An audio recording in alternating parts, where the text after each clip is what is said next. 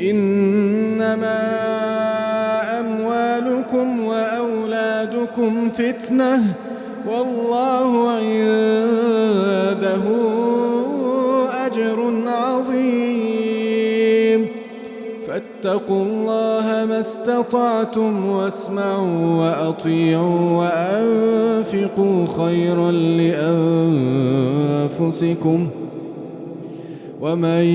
يوق شح نفسه فأولئك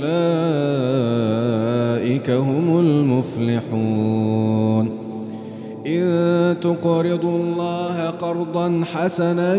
يضاعفه لكم ويغفر لكم والله شكور حليم والله شكور حليم